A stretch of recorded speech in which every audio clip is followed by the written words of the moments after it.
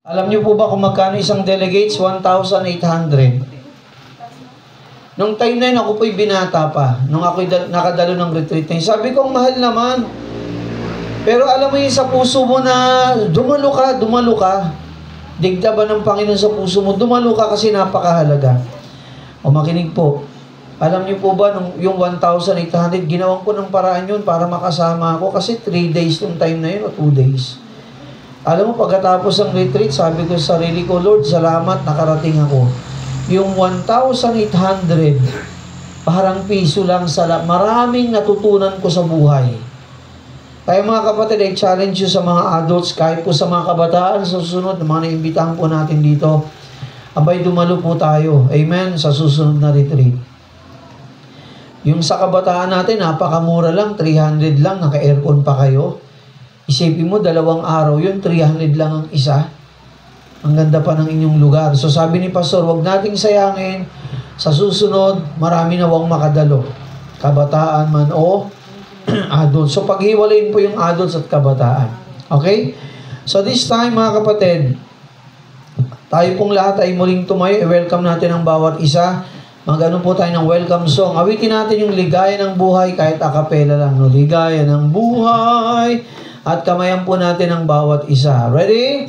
Sundan nyo muna ako sa awit. Awit muna tayo. Then after yung second verse po mga kapatid, pag ulit po natin, kamayan natin ang bawat isa. Okay? Ligaya ng buhay. Okay, ready, sing. Ligaya ng buhay, kung kilala mo si Kristo. Ligaya ng buhay, kung siya'y manunubos mo. Babaguhin ang iyong buhay. Babaguhin ang iyong buhay, kasiyahay kakamtan. Ang maging kay Kristo ay tunay na ligaya ng buhay. Let us shake everybody's hand as we sing the second verse. Ligaya ng buhay. Sa kabila rin, kung kilala mo si Kristo. Ikot tayo. Ligaya ng buhay, kung siya'y manunubos mo. Babaguhin ang iyong buhay. Babaguhin ang iyong buhay. Beka, mayos kasiya ay kakanta. Ang maging kay Kristo ay tunay na ligaya ng buhay. Ligaya ng buhay, kung kilala mo si Kristo. Ligaya ng buhay, kung siya'y manunubos mo. Babaguhin ang iyong buhay. Babaguhin ang iyong buhay, kasiya ay kakamtan. Ang maging kay Kristo ay tunay na ligaya ng buhay. Amen? Alam niyo, sa buhay ng tao, ang pinakamaligaya at pinakamasayang buhay ang makilala ng tao si Kristo. Amen? Hindi po dahil mayaman ka, marami kang bagay sa mundo, lahat yan maglalaho. Actually, ang dulot pa niyan, kapighatian at kalungkutan eh.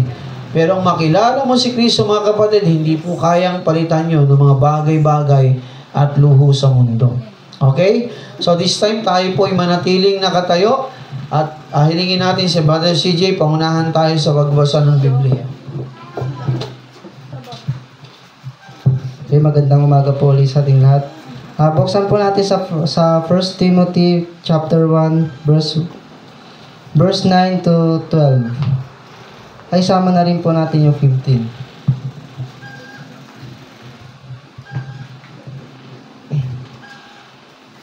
First Timothy chapter 1. Chapter 1 verse 9 to 15. 9 to 15. Nandun sa ilalim, Bridget. Chapter 1 verse 9. Well, isa lang dyan ang upo. Si Russell na lang.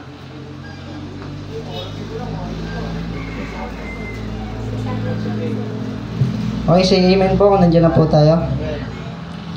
Okay, Chuck. Mauna po ako, tapos susundan nyo po. Ako po sa verse 9, tapos kayo po sa verse 10. Okay. 1 Timothy verse 9 to 10, verse 9.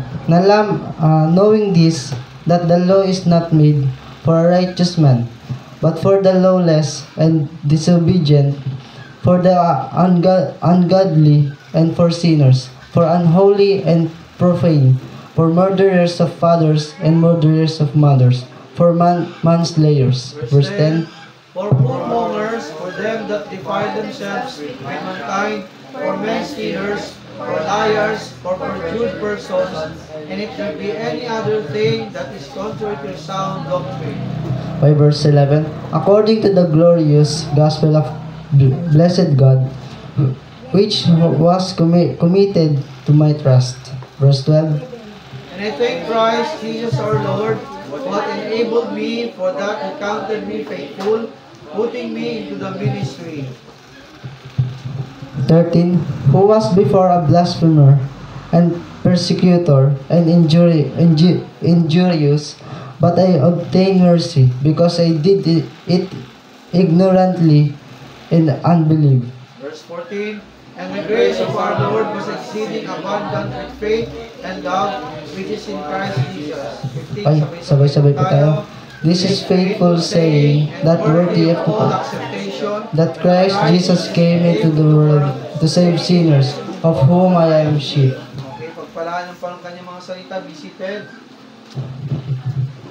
Ayan, so ang batas po ng Diyos ay kanyang ginawa. Actually, ang batas na binigay ng Diyos kay Moses ay binigay ng Diyos dahil ang tao ay nagkasala. Kung hindi sana nagkasala ang tao, wala sanang bawal ganito, ganyan eh. Wala sanang batas na binigay kay Moses. Pero dahil ang tao po'y nagkasala, binigay ng Diyos ang mga batas na yon sa mga tao, sapagkat ang tao ay nagkasala. Hindi po sa mga banal, kung tutuusin sana. Pero dahil tayo po'y nagkasala, yan po sabi ng Biblia, binigay ng Diyos ang kanyang mga batas. So sa umaga pong ito mga kapatid, no, as we commemorate this Lenten season, so tayo pong mga Kristyano, alam natin na ang ating katatayuan, okay na to si Jay, bilang mga mananampalataya, hindi po tayo dogmatic na pag sinabi mong mahal na araw ay patay na ang Diyos. Hindi masamang alalahanin ang kaarawan mo, tama? Masama bang alalahanin ang birthday mo? Hindi po masama. Masama bang alalahanin yung birthday ng nanay at tatay mo? Hindi rin po masama. Okay, ang tanong ko pangatlo, masama bang alalahanin yung kamatayan ng mahal mo sa buhay? Hindi masama. Hindi po masama yon. Ganon din ang Panginoon, yung alalahanin natin yung kanyang kamatayan, yung kanyang buhay, kamatayan, pagkabuhay na muli. Hindi masama. Pero ang masama, yung tradisyon ng tao. Tulad ng sasaktan ng sarili, susugatan ng likod, papalu-paluin. Ang tawag doon natin, penitensya. Hindi masamang gunitain mo ang kamatayan ni Kristo, tama? Pagkabuhay na muli, pero yung susugatan mong sarili mo, sasaktan mong sarili mo, yun ang masama. Wala pong ganun sa Bible. Si Pedro ba, sinaktan niya sarili niya? Si Pablo, nagpenitensya ba? Si Pablo? Si Juan, nagpenitensya ba? Si Kristo, sinaktan ba niya sarili niya? Hindi, ibang taong nagpakasakit sa kanila.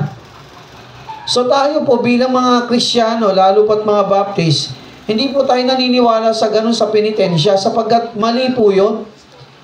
Yung po ay kinukundina ng Biblia. Sapagkat ang ating katawan, sabi sa 1 Corinthians 3:16, ay banal na templo ng Diyos na dapat nating ingatan. Nakuha po? Nakakalungkot nga, ito pa isa, magpapapako sa krus yung ating mga kababayan. Pastor, tama ba yun? Ang rason nila, Pastor, magpapapako sa krus kasi gusto nila eh. Nire-respeto natin yun.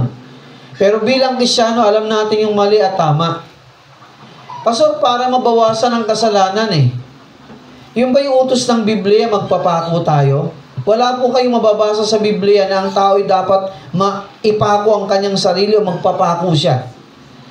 Alam niyo po mga kapatid, kung bakit si Kristo namatay sa krus ng Kalbaryo, makinig po, 2,000 taon nang nakalipas para hindi na natin gayahin sapagkat hindi natin kayang tularan ang kanyang ginawa. Amen? Kahit ilang beses ka pa magpapako, hindi mo kayang tularan yung sakripisyong ginawa niya sa krus ng Kalbaryo. At yung sakripisyong yun, mga kapatid, ay tinapos ng lahat ni Kristo. Amen? Ang tao, hindi mo na kayang paluin ang sarili mo, sugatan, magpapako pa sa krus. Abay, kung gusto mong gayahin si Kristo, mamamatay ka rin ng 3 araw, 3 gabi. Kung gusto mo siyang gayahin. At kung gusto mo talaga siyang gayahin, alam mo ba yung pinampalo sa kanya? Yung po yung mga balat ng hayop, na may mga sima sa dulo, matatalim na bagay. Abay, kung gusto mong gayahin si Kristo, hindi lang ipalo sa'yo, huwag kang pumalo. Paluin ka ng iba. Sapagkat si Kristo, hindi niya pinalo ang kanyang sarili. Hello?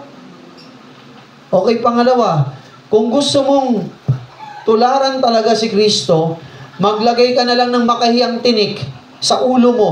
Gawing corona. Makahiya na lang, malilit lang ang tinik nun.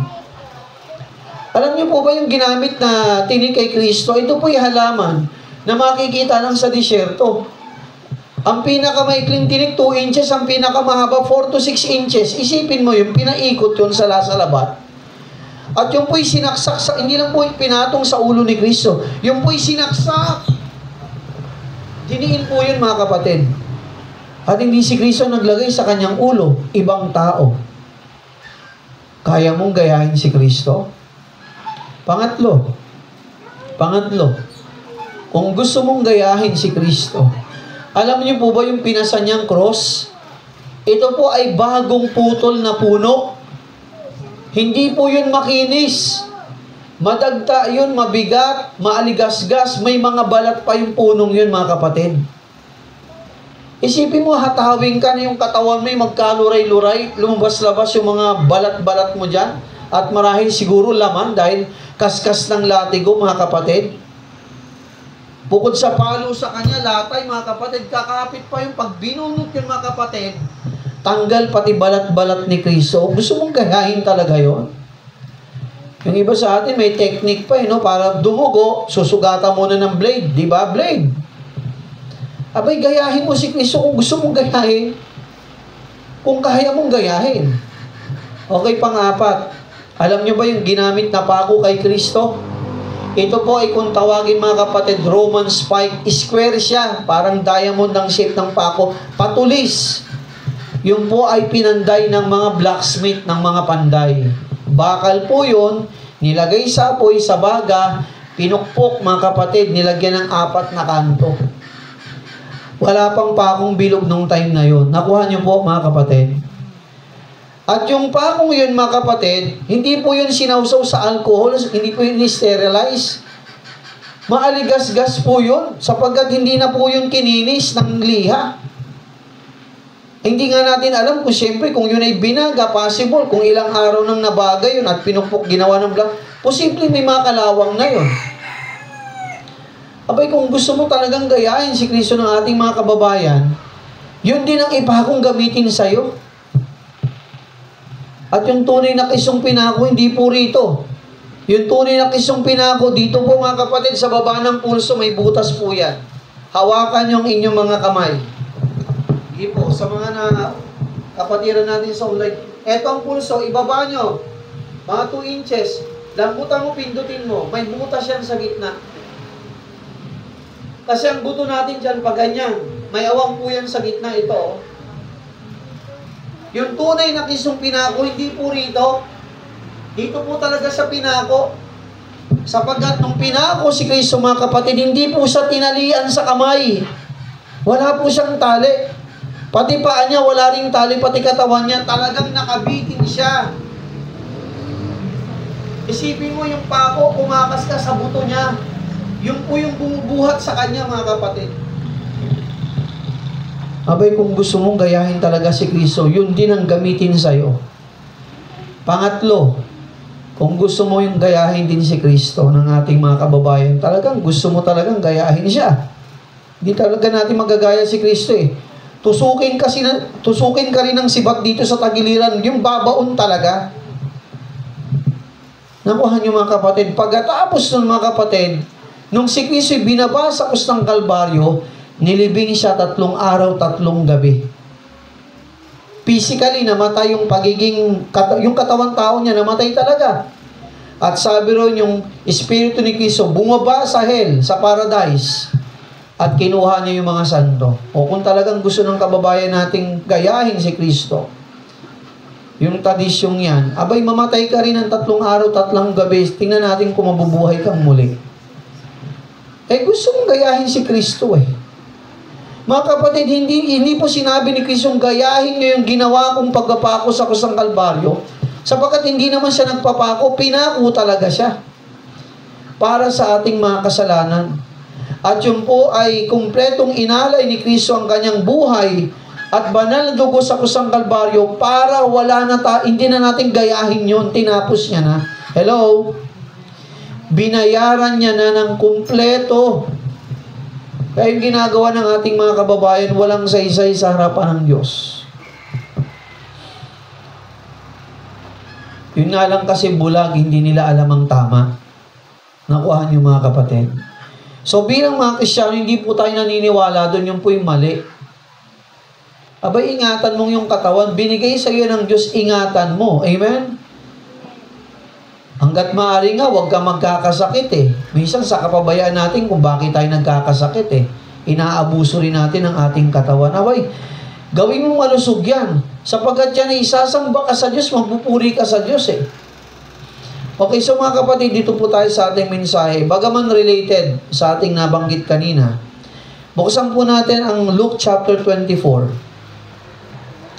Luke chapter 24, ito po ay patungkol sa buhay ni Kristo, ang kanyang buhay, kamatayan at pagkabuhay na muli. Okay, tayo pong lahat ay magbasa na. Nandiyan na kayo, no? Okay? Ilang talata babasahin natin? Okay? Meron din po tayo sa unang screen. Sundan nyo po sa unahan, pwede rin naman. I-white ko na lang, no? Okay, anong sabi rito mga kapatid? Basahin natin sa verse 1. Luke chapter 24 verse 1. Dito po tayo kukuha ng mensahe sa mga talatang nandito.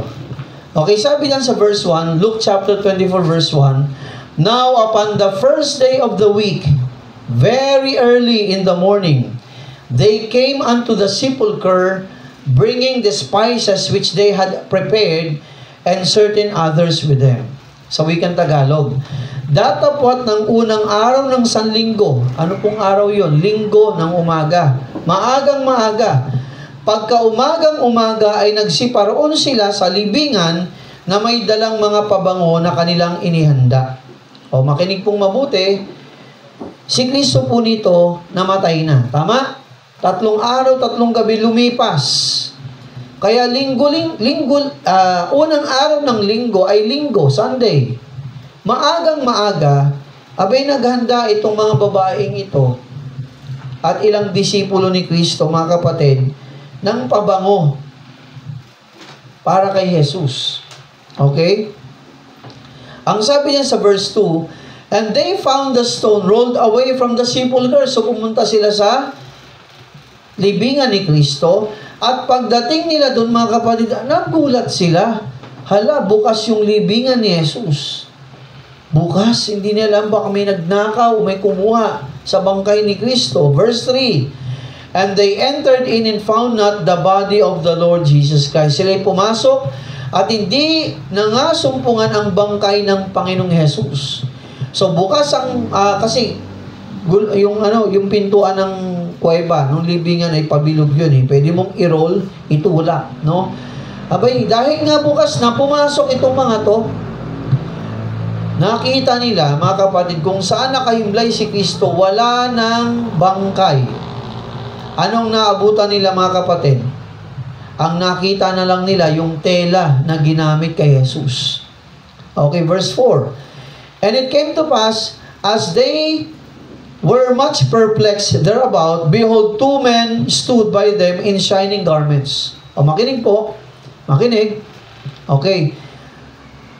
Nung tinitingnan nila, mga kapatid, yung kung saan nilibing si Kristo at wala silang nakitang bangkay o laman man ni Kristo, bagkus tela na lang, abay may dumating, may bumulaga sa kanilang 2 lalaki, mga kapatid, na napakaliwanag, mga kapatid, ng dalawang lalaki. Yung po yung mga anghel. At sabi ron, sila'y nangatakot, and as they were afraid and bowed down their faces to the earth, they said unto them, Why seeketh ye the living among the dead? So itong mga babaeng ito na pumunta doon, disipulo ni Kristo, abay, ginalabutan sila, natakot sila, nanginginig sila. Bakit? Ay biglang bumulaga sa kanilang dalawang lalaki na nakasuot ng puting-putit, lumiliwanag, mga kapatid. Sa takot nila, mga kapatid, nagsalita yung dalawang anghel. Sabi ng dalawang anghel, bakit hinahanap ninyo ang buhay sa gitna ng mga patay? Okay, sabi ng dalawang anghel, He is not here, but is risen. Remember how He spake unto you when He was yet in Galilee. O hindi nyo ba naaalala nung buhay pa siya? Sabi ng dalawang anghel, nung nandun pa kayo sa Galilea, anong sabi ni Jesus sa inyo? Mamamatay siya ng 3 araw, 3 gabi, pagkatapos yun siya ay mabubuhay na muli. Alam niyo kung bakit nakalimutan nila yon? Ay pambihira naman yung pinagdaanan ni Kristo. Sa sobrang lungkot nila, nakalimutan na nila na nangako si Jesus pagkatapos ng 3 araw, 3 gabi, mabubuhay siyang muli. Nawala na yun sa isipan nila. Ang alam nila, mga kapatid, patay na talaga si Kristo. At hindi na mabubuhay muli. Nawala sa isip nila yon. Okay. Sabi diyan ng dalawang anghel, saying, The Son of Man must be delivered into the hands of sinful men, be crucified, and the third day rise again. Okay, verse 8. And they remember His words. Doon pa lang nila naalala nung sinabi ng dalawang anghel na pagkatapos siyang hulihin, ipako sa krus, mamatay, mabubuhay siyang muli. Sabi ron, at naaalala nila ang kanyang mga salita. Doon pa lang naalala ng mga disipulo ni Kristo. Oo nga pala, sinabi pala niya yun, pagkatapos ng 3 araw, 3 gabi, siya'y mabubuhay muli. Ano nangyari sa verse 9? And returned from the sepulchre and told all these things unto the 11 and to all the rest. Anong ginawa ng mga babae? Karipas ang takbo, pumunta nun sa 11 disipulo ni Kristo. At sinabi nila, anong sinabi nila mga kapatid? Sa kanila.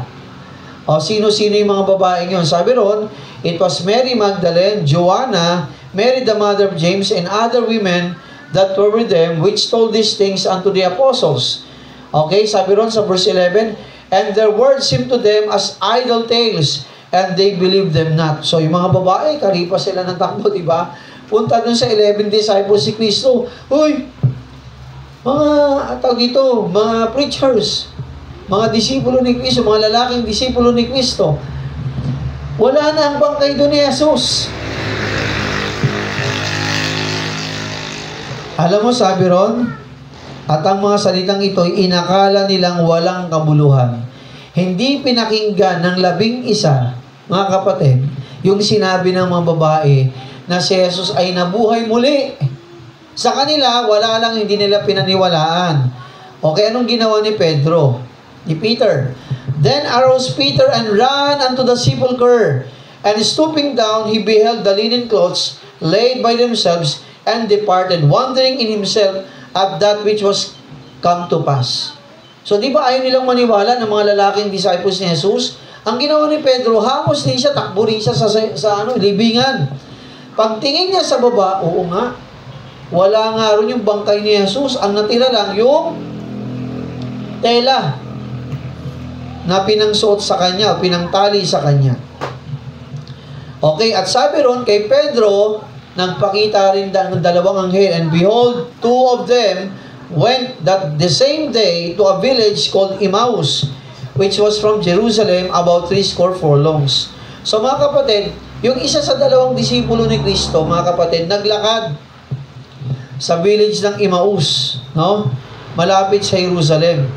Sabi niya, at narito 2 sa kanilang naparoon ng araw na ding yaon sa isang nayong ngalay Emmaus na may 60 estadyo ang layo sa Jerusalem. And they talked together of all these things which had happened. Di ba naghiwa-hiwalay na sila? Yung 2 pumunta sa Emmaus.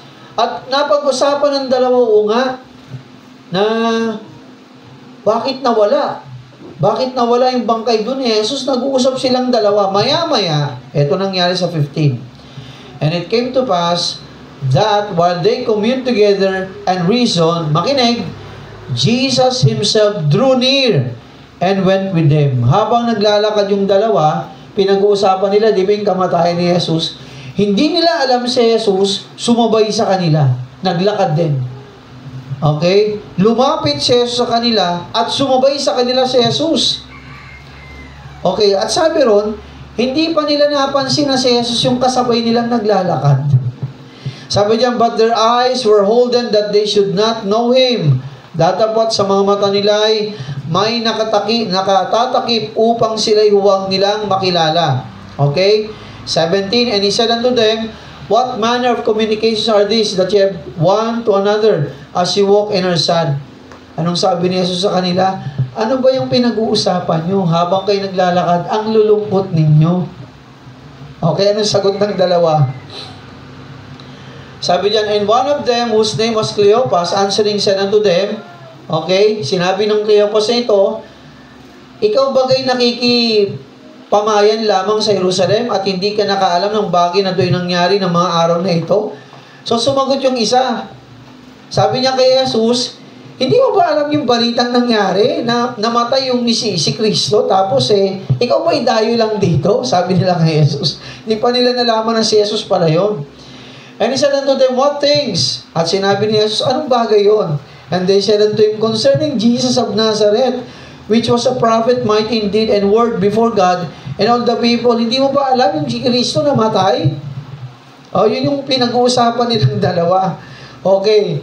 At kung paano yung mga matataas na pare, pinahamak siya, pinapatay siya. Isipin mga paring to, mga kapatid, yung pa yung nagpapatay kay Kristo, high priest, mga pare. Buti na lang di na ako nagpare. Kasi sila rin ang nagpapatay kay Kristo, mga paring yun. Okay, sabi diyan sa verse 21, but we trusted that it had been He which should have redeemed Israel. At sinabi ng dalawang ito, alam namin, siyang tutubo sa Israel sa mga Hudyo. At bukod dito, ngayon ay pangatlong araw, simula nung siya'y namatay. Okay. Sumunod, mga kapatid, eto namang mga babae. Sabi diyan, yea, and certain women also of our company made us astonished, which were early at the sepulchre. At sinabi ng dalawa, alam niyo po ba may mga babaeng pumunta ron sa libingan ni Kristo, pumunta doon, at pagdating nila doon, wala na yung bangkay ni Jesus. Hindi nila alam yung kausap nila si Jesus mismo. Okay, no? Naparoon sila ng maaga sa libingan, at nakapagtaka sa amin, nagbalita na wala na nga doon yung katawan ni Kristo, yung bangkay ni Kristo. And when they found not His body, they came and saying that they had also seen a vision of angels which said that He was alive. At sinabi ng dalawang ito, yung mga babaeng pumunta doon, nakakita raw sila ng dalawang anghel at sinabi na siya'y buhay na muli. Hindi pa nagpapakilala si Jesus na siya yun. Kausap nila. 24. And certain of them which were with us went to the sepulchre and found it even as the women had said, but Him they saw not.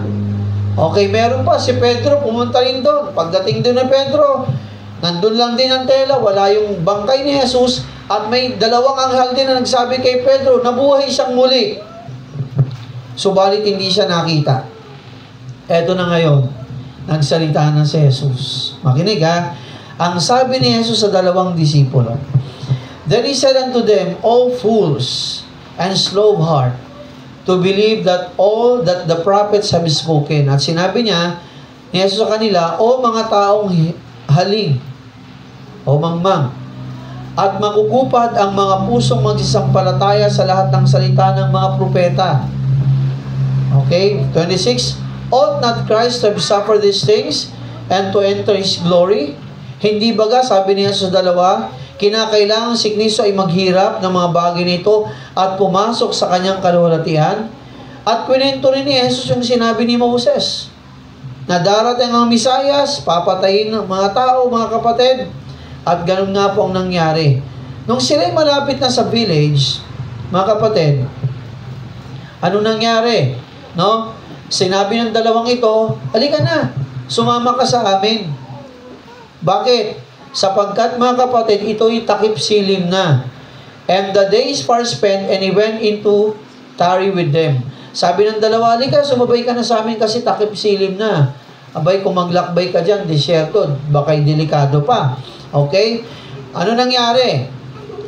At sila'y nakaupo. Anong ginawa ng dalawa?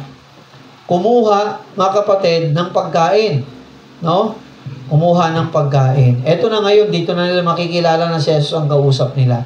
And it came to pass, as he sat meat with them, he took the bread, and blessed it, and brake, and gave to them. At nangyari nang siya nakaupo na kasalo nila, kasi inalok siya ng pagkain, sa dulang ng pagkain ay kanyang dinampot ang tinapay. Binasbasan niya ito, pinagpray niya ito ni Jesus. At ito'y pinagputol-putol at binigay sa kanila. Naalala niyo, bago siya ibenta ni Judas, anong ginawa ni Jesus? Diba yung huling hapunan, kinuha rin ng tinapay, pinutol-putol, at binigay sa kanila pagkatapos manalangin ni Jesus. Makinig, 11. Pagkatapos ni Jesus, ipag-pray yung tinapay, pagputol-putulin, at binigay sa kanila, ano nangyari? And their eyes were opened. And they knew Him. And He vanished out of their sight. Pagkatapos ng mga kapatid, nabuksan yung dalawang mata ng dalawa. Teka, ikaw si Jesus. Nakilala nila yung kaharap nila, yung kausap nila habang lalakad hanggang kumakain na, ikaw pala si Jesus. Bigla naglaho si Jesus sa kanilang paningin. And they said one to another, did not our heart burn with us while He talked with us by the way, and while He opened to us the scriptures? Hindi ba tayo na paghabag habang naglalakad tayo, kinakausap niya tayo patungkol sa salita? At sabi na habang tayo kumakain, di ba lang natin naalala na si Kristo pala yung ating kausap? Ayan. Ano nangyari? 33. And they rose up the same hour and returned to Jerusalem and found the 11 gathered together and them that were with them. Ang ginawa nila, nagmadali rin sila, takbo rin sila sa puntang Jerusalem, at nandun yung 11 disipulo ni Kristo. Makinig mga kapatid, at sinabi ng dalawa, si Jesus kasama namin naglakad, kausap namin, pinakain pa namin, hindi namin alam na siya pala yun. Pagkatapos so nagpakilala siya sa amin. Okay, pagkatapos yan, mga kapatid, pagputol-putulin ng tinapay, anong sinabi nila? The Lord is risen indeed and hath appeared to Simon. At sinabi nila, tunay nga na nagbangong muli ang Panginoon at nagpakita kay Simon. And they told what things were done in the way and how was He one known of them in breaking of bread. Okay, 36. And as they spake, Jesus Himself stood in the midst of them and said unto them, peace be unto you. O, di ba yung dalawa nag-report? Huy, buhay nga si Jesus. Sabi nung 11, oo nga, nagpakita rin kay Pedro eh. So habang nag-uusap sila mga kapatid, makinig po, bumulaga sa kanilang kalagitnaan si Jesus. At sinabi ni Jesus sa kanila, kapayapaan ay sumainyo. Natakot sila sa 37. But they were terrified and affrighted and supposed that they had seen a spirit. Nung si Kristo ay bumulaga sa harapan nila, natakot sila. Akala nila multo. Akala nila espiritu si Jesus. Nagsalita si Jesus sa kanila. Listen, 38. And He said unto them, why are you troubled? And why do thoughts arise in your hearts? Ano sabi ni Jesus? Bakit kayo nagugulumihanan? Hello, hindi ako multo. Ako to si Jesus. Sabi nila kayo sa kanya. Okay? At bakit nangyayari ang pagtatalo sa inyong mga puso? Okay, ano sabi ni Jesus? Behold, my hands and feet. It is I myself. Handle me. See, for a spirit hath not flesh and bones as you see me have. Ano sabi ni Jesus sa kanila? Bakit nagtatalo-talo? Hindi ako multo. O, ito yung sugat, pahawakan ninyo. Oo nga, buhay na talaga si Jesus. Okay, sabi ni Jesus, ito ang aking mga sugat, hawakan nyo, hindi ako espiritu, ito ako, buhay ako. Okay, sabi niya, tingnan niyo ang aking mga kamay at ang aking mga paa. Ako nga rin niya, ako nga ito. Hibuhin ninyo ako, sabi niya, so tingnan, sapagkat ang espiritu ay walang laman at ang mga buto na gaya ng inyong nakikita na nasa akin. Okay? 40. And when he had thus spoken, he showed himself his hands and feet. Pinakita niya ang kanyang mga sugat sa paa at mga kamay. And while they yet believed not for joy, and wondered, he said unto them, Have ye here any meat? At samantalang hindi pa sila nagsisambalataya, taka pa rin sila eh. Dahil sa galak, sa katuwaan nila, no? Nagsisipanggilalas. At sinabi ni Jesus sa kanila, meron bang makakain? Sinabi ni Jesus sa kanila, meron ba kayong pagkain dyan? May makakain ba? Okay, anong ginawa nila? And they gave him a piece of broiled fish and of an honeycomb. So binigyan nila si Jesus, mga kapatid, ng isang inihaw na isda at kanyang inabot at kumain sila sa kanyang harapan. O siya sa kanyang harapan. At sinabi ni Jesus sa kanila, These are the words which I spake unto you, while I was with you, that all things must be fulfilled, which were written in the law of Moses and the prophets, and in Psalms concerning mo.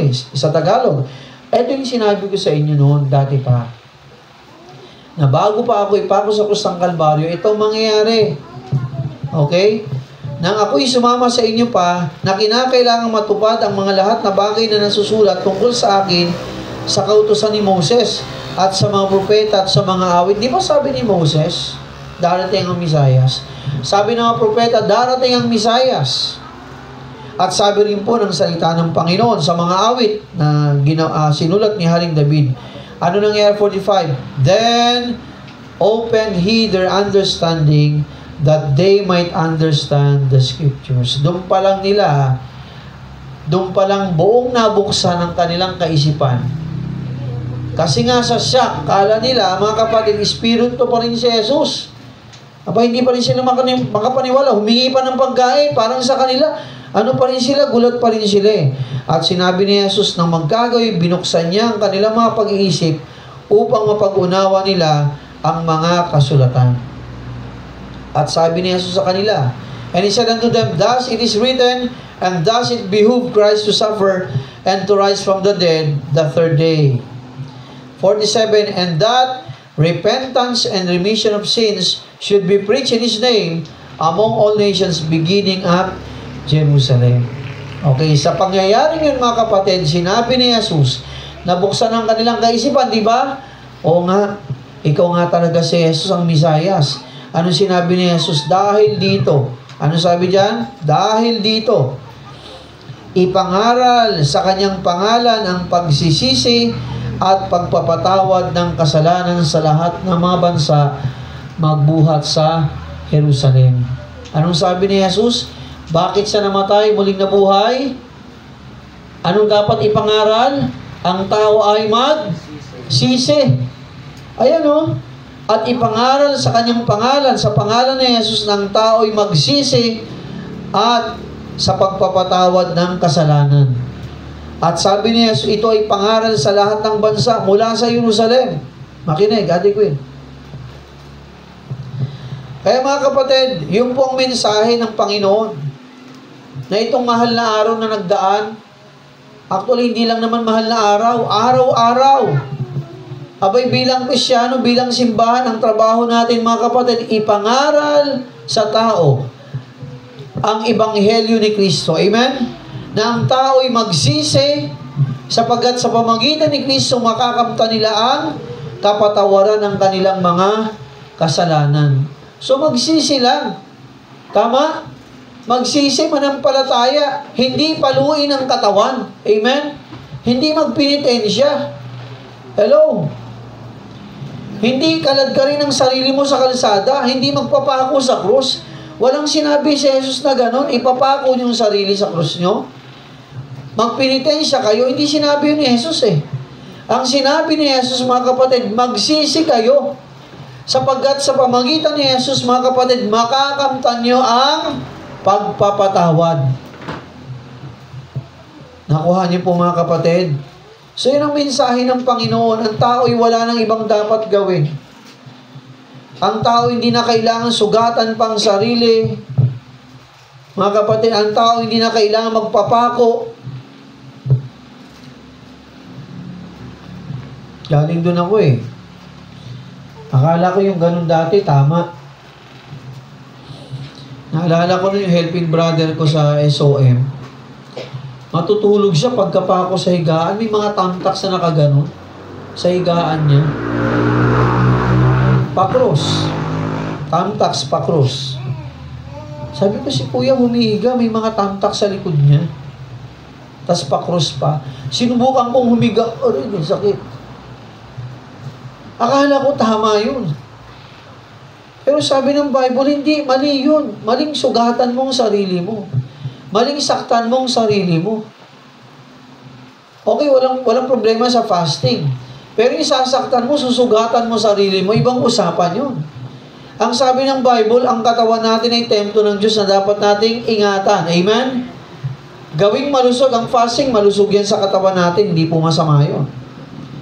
Kaya ang sabi ng ating Panginoon, ang tao po'y wala nang ibang dapat gawin para ang kanyang mga sala ay mapatawad at mahugasan kung di ang tao ay magsisi. Alam niyo ba yung pong sigaw, di ba, ni John the Baptist sa ilang? Repent, for the kingdom of God is at hand. Magsisi. Ang sigaw din ni Jesus sa tao, magsisi. Nung siya'y nabuhay muli, anong sinabi ni Jesus? Magsisi ang tao.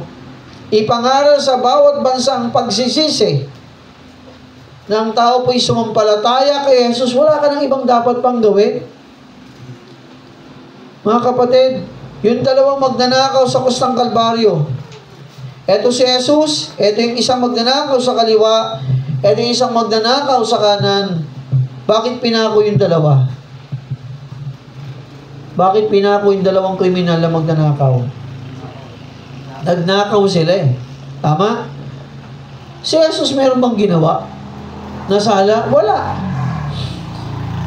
Galit na galit yung mga high priest kay Jesus kasi hindi kami nagagalit sa kanya dahil sa mga milagrong ginawa niya. Hindi kami nagagalit, pinagaling niyang bulag, pinalakad niyang pilay, nagpakain siya ng mga tao, yung patay, binuhay niya, hindi kami nagagalit doon. Pero sabi ng mga matataas sa pari, nagagalit kami sapagkat inaangkin niyang sarili niya ay Diyos o anak siya ng Diyos. Basahin niyo yung Bible. Ayaw nilang maniwala sa Book of John. Chapter 10, 11, basahin ninyo. Gusto nilang patayin siya sa ipapako sapagkat ayaw nilang tanggapin na si Kristo ay anak ng Diyos, ang Misayas. Anong sinabi ni Jesus? Ako'y nagpapatotoo na, pero tinanggihan niyo pa rin ako. Ako'y galing sa Ama, pero ayaw niyong maniwala sa akin. Ang kasalanan niyo'y mananatili sa inyo. Mga kapatid, yung mga high priest na nagpapatay kay Jesus, mga kapatid, siguro nandun sila sa impyernong pwesto na talagang sobrang hirap. Ay pinapatay nila yung Misayas eh. Nakita na nilang milagro ni Jesus, tama? Nakita nila si Jesus personal. Lahat ginawa niya, nabuhay pa siyang muli, pero ayaw pa rin nilang tanggapin yun, mga kapatid. Na siya ay galing sa Ama, bugtong na anak ng Ama, siya ay Diyos. Alam mo, sabi ni Abraham, sabi ni Jesus, bago pa si Abraham, nandun ako. Apay sabi ng mga high priest, ilang taon ka pa lang, nasa 30 ka pa lang, sasabihin mo, bago pa si Abraham, nandun ka na? Ayaw nilang tanggapin na si Kristo ay Diyos na nagkatawang tao. Sa kanila, napakalahabo nun, mga kapatid, ayaw nilang maniwala. Makinig. 51. And it came to pass, while he blessed them, he was parted from them and carried up into heaven. So, ito na ngayon mga kapatid. Tinipon ni Jesus yung mga disipulo sa Mount Zion. At siya'y nagpaalam na, at buong katawan siya'y umangat sa langit hanggang nawala na siya. At sabi ron, and they worship Him and returned to Jerusalem with great joy. Iba dati, punong-puno sila ng lungkot, pighati, dahil namatay si Kristo eh. Nung si Kristo ay nabuhay na mulit, nakilala na nila, o nga, tama ang scripture, tama ang salita ng Diyos na pagkatapos ng 3 araw, 3 gabi, mabubuhay siyang muli. At kinausap sila, sabi ron, sila ay bumalik sa templo na may malaking kagalakan. Natama pala si Jesus. Sabi niya, and we're continually in the temple, praising and blessing God, at palaging sila nasa templo na nangpupuri sa Diyos. Mga kapatid, ito po yan. Sa ibang libro, sa ibang gospel, meron diyang isang disipulo ni Kristo na umabsent eh. Linggo, absent. Di ba bumulaga siya sa kalagitnaan nila? Abay, wala doon yung isa, sino yun? Si Tomas. Si Judas, dalawa kasi ang Judas. Judas Tadeus at Judas Iscariote. Yung nagbenta sa kanya, si Judas Iscariote yon. Yung isang Judas Tadeus, okay yon. Totoong disipulo yon. At naging apostolis ni Jesus. Alam natin yung kwento ni Judas Iscariot, di ba nagbigti? Tinali ang paa, busog. Pinakain siya ng binentahan niya, mga high priest eh. Busog siya, pinakain siya malamang. Abay, dala-dala pa niya yung ano yan, 30 pirasong pilak, tama? Abay, siguro na konsensya siya. Imbis na totoong magsisi, ang ginawa niya, kiniling ko na lang buhay ko. Umakyat sa puno, tinali ang paa, lubid, tali, ginamit niya, tinali ang paa, at nag-bungee jumping siya. Nagpatihulog siya. Nakatali ang paa, hindi leeg ha. Nagpatihulog siya, tinali ang paa, tumalon siya. So lahat ng kanyang kinain at bituka niya, ano nangyari? Niluwa niya yun. Ni Judas Iscariote. Okay, punta tayo nung kay Tomas. Nung si Kristo ay nagpakita sa mga kapatid, no? Doon sa kanyang mga disipulo, abay absent yung isa na nagngangalang Tomas. Si Thomas the Doubter. No? Sabi ng mga disipulo, Tomas, wala ka eh. Buhay si Kristo. Absent ka, hindi mo nakakita. Ano sinabi ni Tomas? Kung mahahawakan ko lang at maidudut-dut ko yung aking kamay sa kanyang sugat, maniniwala ko na nabuhay siyang muli. Makinig, maya-maya, mga kapatid, bumulaga si Jesus sa kanilang harapan. Tomas, lumapit ka. Isausaw mo yung kamay mo, igano mo sa aking tagiliran at palad. Anong sinabi ni Tomas? Diyos ko, Panginoon ko. Lumuhod siya. Ano sinabi ng Panginoon? Mapalad silang mga hindi nakakita, pero sumasampalataya. Hello? Anong sinabi ni Jesus? Mapalad silang nakakita, ay hindi nakakita, bagkus subalit o sumasampalataya. Mga kapatid, ito yan. Listen. Nung panahon ni Kristo, maraming nakakita sa kanyang tao. Amen? Skriba, ano pa? Mga high priest, mga Hudyo, Hintil at iba pa. Ang daming taong nakakita kay Kristo.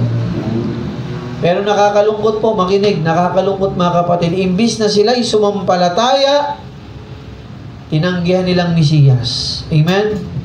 Pinapatay pa. Lahat ng milagro, ginawa na ni Jesus. Ang bihira. Nagbuhay ng patay, nagbalik ng paningin ng bulag, yung mga kitungin, pinagaling. Mga kapatid, nagpakain ng libu-libong tao sa pamagitan ng tinapay, 2 isda, 5 tinapay. Nakita nila lahat yun, mga kapatid. Yung tubig, ginawa niyang masarap na alak. Ang dami niyang ginawang milagro, mga kapatid. Eto pa masaklap. Pinapako sa krus ng Kalbaryo, nilibing, nabuhay muli, ayaw pa rin nilang maniwala. Makinig, ano sabi ng Panginoon? Mapalad silang mga hindi nakakita, pero sumasampalataya. Alam niyo mga kapatid, sa panahon natin ito, makinig po, napakapalad natin. Amen? Nakita ba natin si Jesus? Hindi. But we have His words. Mga kapatid, napakapalad natin. Kung mga kapatid, kung ibabalik nga lang ang panahon, siguro, Lord, kung makikita, kung nandun tayo sa senaryo ni Jesus, di ba? Na nagpakain siya ng libo-libong tao, wow, siguro, Lord, siguro nasarap niyang iyakapin, kung nandun tayo Pero mga kapatid, wala man tayo doon, pero napakapalad natin dahil ang salita ng Diyos ay buhay at siya'y ating nakilala. Kaya mga kapatid, ang mensahe ng Panginoon, ano sabi ron? Ang tao ay magsisi upang tumanggap ng kapatawaran kay Jesus. Mga kapatid, listen. Yun din po ang mensahe ng Panginoon sa atin bilang isang simbahan. na kung meron po tayong mensahe na dapat ibigay sa tao, ng tao po'y magsisi. Amen? Marahil mga loved ones natin, marami pang hindi nakakilala sa Panginoon. Hello? Mga kamag-anak natin, mahal sa buhay, kapitbahay, at napakarami pang tao. Nakakalungkot, di ba? Lalabas ka dyan sa daan. Yung dati mong buhay, nakikita mo sa kanila.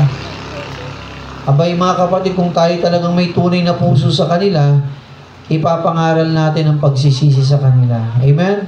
Ang pagsisisi. Mga kapatid, yun yung mensahe na dapat natin dalhin sa kanila. Kabataan ka, abutin mo ang mga kaklase mo sa Panginoon. Amen? Kaibigan mo, kapitbahay mo. Tayo po'y adult sa trabaho, kapitbahay mo, o sino man yan, kahit pa boss mo yan, abay kailangan maabot sila ng salita ng Panginoon. Sapagkat ang mensahe ni Kristo makinig ay hindi po nagbabago. Ang tao ay magsisi at lumapit sa Diyos. Sampalatayanan si Jesus sa kanilang buhay. Okay? So tayo pong lahat mga kapatid ay tumayo. Tayo pong lahat ay tumayo. Tayo pong lahat ay pumikit at yumuko. Tayo po'y mananalangin. Aming Ama, Diyos naming banal, sa umaga pong ito, Panginoon, purihin ka.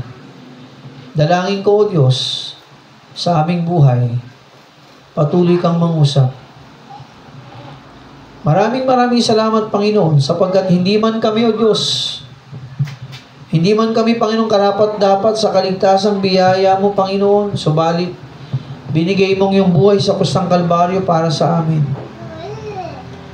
Dalangin ko, Panginoon, patuloy mo kaming pangunahan. Dalangin ko, Panginoon, patuloy kang mangusap sa aming mga puso't isipan. Salamat, Panginoon, sa buhay mong binigay sa krus ng Kalbaryo. Sa pamagitan nito, nagkaroon po kami ng buhay na walang hanggan. Ang aming mga sari na patawad, nahugasan, at ginawa mo kaming mga anak mo. Purihin ka, Panginoon. Lord, ang mensahe mo, gaya ng binilin mo sa iyong mga disipulo, ipangaral sa mga bansa, sa bawat bansa mula sa Jerusalem, ang pagsisisi upang ang tao, O Diyos, ay mapatawad sa kanilang mga sala. O Panginoon, yun din pong mensahe mo sa amin sa panahong ito. Napatuloy po naming ipangaral ang Ebanghelyo, O Diyos, ang iyong buhay, ang iyong kamatayan, pagkalibing at pagkabuhay na muli upang tao rin po'y sumampalataya sa iyo. O Panginoon, bilang isang simbahan, yun din po yung aming trabaho at layunin. Patuloy pong ipangaral, ibahagi sa tao mabuti mong balita. Habang nakayukot nakapigit, ang bawat isa, wala pong didilat, pumikit lang at yumuko. Sa ating kalagitnaan, ikaw ba'y nagsisi na sa iyong mga kasalanan? Pikit lang po. Si Kristo ba'y sinampalatayanan mo na bilang iyong Panginoong tagapagligtas? Ang tugon mo yung, oo, salamat. Pero sa umagang ito, sa ating panauhin, maybe this your first time, second time, or third time. At hindi mo pa alam ng yung mga salay na hugasan at napatawad, nais mo sabihin sa kaibigan, habang nakayukot nakapigit, mahal ka ng Diyos. Amen? Mahal ka ng Diyos. Si Kristo ay namatay sa krus ng Kalbaryo para sa iyo. Siya'y nalibing. Siya'y nabuhay na muli. Binigay ang kanyang buhay sa krus para sa iyo. Kaibigan, habang nakayukot nakapigit, ikaw ba'y napatawad na sa iyong mga sala? Alam mo na ba na ikaw ay ligtas na at sa langit tutungo? Abay, kung hindi pa, kailangan mo si Kristo. Kailangan mo siya sa umagang ito. At kung sinasabi mo sa Panginoon, Panginoon, kailangan kita. Gusto ko ring lumapit sa iyo, huwag kang mahiya. Itaas mong kanan mong kamay, papanalangin kita. Pastor, panalangin niyo po ako. Gusto ko rin po ang aking mga salay mapatawad. Kailangan ko po si Kristo sa aking buhay. Meron ba sa ating kalagitnaan? Habang nakayukot nakapikit, gusto mo rin bang yung salay mapatawad at mahugasan? Salamat. Sino pa? Meron pa ba? Kung hindi mo patiyak kung saan ka pupunta pag ikaw ay namatay, sabi ng Biblia, yung kaluluwa ay nakatakdang mapahamak sa impyerno. Abay, kung hindi mo patiyak yun si Kristo, nagbibigay ng katiyakan. Kailangan mo si Jesus sa buhay mo. Meron pa ba sa ating kalagitnaan? Sa nagtaas ng kamay, baba mo na, meron pa ba? Meron pa ba? Habang nakayukot na, huwag kang mahiya. Si Kristo ang tatanggapin mo, hindi po ako. Si Kristo ang kailangan mo habang nakayukot na kapigit. Pigit lang pong lahat. Tanungin mong sarili mo, ang akin pong mga salay na patawad na, kung hindi pa, kailangan ko si Jesus. Kailangan ko siya. Kailangan ko siya. Kailangan mo lumapit kay Jesus, magsisi, at si Kristo ang palatayanan sa iyong buhay. Meron pa ba? Habang nakayukot na kapikit. Hindi mo tatanggapin ang reliyon, hindi ang reliyon na namatay sa krus ng Kalbaryo. Ang namatay sa krus ng Kalbaryo si Kristo, hindi po reliyon. At kung meron kang sasampalatayanan, tatanggapin sa iyong buhay, walang iba kundi si Kristo. Hindi po ang relihiyon. Meron pa ba sa ating kalagitnaan as I extend the invitation this morning? Taas mong yung kamay, Pastor. Gusto ko rin pong tanggapin si Jesus sa aking buhay. Okay, sa nagtaas ng kamay, sundan mo lang ako sa panalangin ito. Gawin mo ito ng tao sa iyong puso itong panalangin. Panalangin na may pagsisisi. Sabihin mo ito sa iyong labi, galing sa iyong puso. Panginoong Jesus, patawarin niyo po ako sa aking mga kasalanan. Ako'y kahabagan mo. Sa oras pong ito, ako'y lumalapit sa iyo, humihingi ng tawad, at nagsisisi sa lahat ng aking mga kasalanan. Jesus, ako'y nagpapasalamat sa iyo, sa iyong buhay sa krus, sa dalisay mong dugo na nabuo sa krus ng Kalbaryo, para sa aking kasalanan. Nagpapasalamat po ako, Panginoon, na buhay kang muli upang ako ay mapatawad sa lahat ng aking sala at mabigyan ako ng kaligtasan. Panginoon, ako po'y nagsisisi sa aking mga kasalanan. Ikaw ay sinasampalatayanan ko sa aking puso, sa aking buhay, bilang aking Panginoon, bilang aking Diyos, bilang aking tagapagligtas. Naniniwala ako, O Diyos, na sapat na ang buhay mo sa krus ng Kalbaryong inalay para ang lahat ng kumpleto kong kasalanan, nakalipas na mga kasalanan, kasalukuyang mga kasalanan, at mga kasalanan pang magagawa, ay kumpleto mo nang binayaran sa krus ng Kalbaryo. Maraming salamat po. Purihin ka. Salamat sa kaligtasang bigay mo sa akin. Sa ngalan ni Jesus. Amen. Habang nakayukot nakapikit ang bawat isa, manatiling nakayukot nakapikit, tayo pa rin po ang lahat. Nakatayo pa rin po tayo.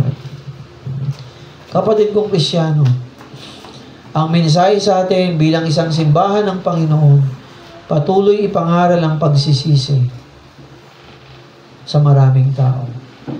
Ang tanong ko po sa umagang ito, magiging kasama ka ba? Makikiisa ka ba na ibahagi natin ang pag-ibig ni Kristo sa maraming tao? Kung ang tugon mo ay oo, makikiisa ako, Pastor, ayoko pong mapahamak din ang mga tao sa impyerno. Pastor, makikiisa rin po ako sa pagbabahagi ng salita ng Diyos, Pastor. Sasama po ako, itaas mong yung kamay. Sasama ka ba? Taas ang kamay. Kung Kristyano ka, nais mo rin ibahagi si Jesus sa iba, huwag ka mahiya. Tumanggap ka ng pag-ibig ni Kristo, abay kasama ka ron, recipient ka. Abay mga kapatid, salamat sa mga nagtaas ng kamay. Yan po yung trabaho natin. Ibahagi ang Panginoon sa kanyang mga salita sa maraming tao. Kung nagtaas ka ng kamay, pagpalain ka ng Diyos, manalangin tayo, Panginoon, tulungan mo kami bilang mga palataya. Tulungan mo kami, Diyos, bilang mga Kristyano. Ang mensahe, O Diyos, ng kaligtasan ay patuloy po namin ibahagi sa maraming tao. Ito po ang aming buhay, gaya ng iyong inuutos. Mula sa Jerusalem, sa maraming bansa at sa lahat ng bansa, ipangaral ang pagsisisi. Na ang tao po'y magsisi upang tumanggap ng kapatawaran sa kanilang mga sala. Ang tao po'y sumampalataya sa iyong ginawa sa krus ng Kalbaryo, O Jesus, upang kami at sila'y magkamit ng kaligtasan. Panginoon, salamat, Ama, sa pag-ibig mong sagana at dakila para sa amin. Dahil dito, kami po ay nagkamit ng kaligtasan. Maraming salamat po, Panginoon. Makikiisa rin po kami na ibahaging yung mga salita sa mga taong wala pa sa iyo. Purihin ka, Panginoon. Ito ang aming dalangin at samot. Sa ngalan mo, Jesus. Amen. Okay, be seated. Amen. Tayo po ba'y pinagpala? So mga kapatid, tandaan natin, kinumpleto na ni Jesus ang paghihirap sa krus ng Kalbaryo. Tanggalin mo. Para tayo po ay magkamit ng kaligtasan.